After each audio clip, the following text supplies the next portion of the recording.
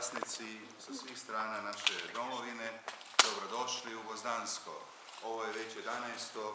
možemo reći tradicionalno hodočašće u ovo znamenito povijesno mjesto u kojem su prije 442 godine dali živote za domovinu slavni i samozatajni branitelji.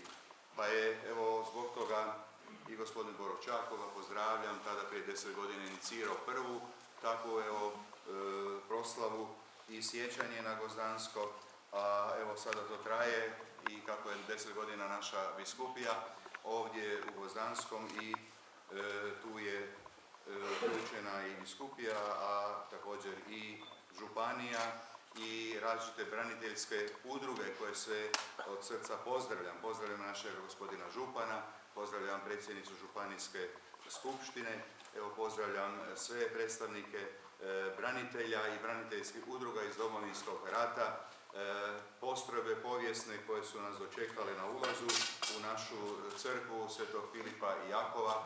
Pozdravljam generale naše pobjedničke vojske iz Hrvatskog generalskog zbora i sve prisutne vas hodočasnike, braću i sestre, braću svećenike, naše bogoslove, đakone, a na poseban način pozdravljam našeg voditelja današnjeg slavlja, to je monsignor Pero Sudar, vrbosanski pomoćni biskup u Miru. Na neki način on povezuje oba dvije obale Une.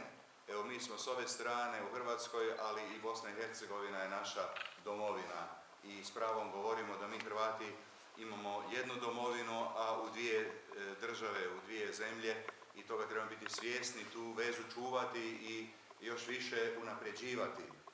Ja mu zahvaljujem što se odazvao i što će nam uputiti svoje riječi. Zajedno molimo za sve poginule, da bismo bili i sami njihovom žrtvom nekako nadahnuti, da možemo i sami svjedočiti svoju ljubav prema domovini i kada je lijepo i kada je teško i kada dobivamo i kada gubimo.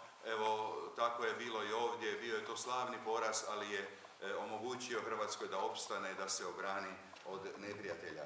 I danas ih ima i danas mnogi vrebaju na nas i na našu budućnost i iznutra nas možda, da tako kažem, razaraju različite ideologije i kriva mišljenja, a mi trebamo slijediti Krista Gospodina, čiji danas blagdan krštenja slavimo. Dragi biskupe Pero, dobrodošao i ti nas povedi u ovo sveto slavlje.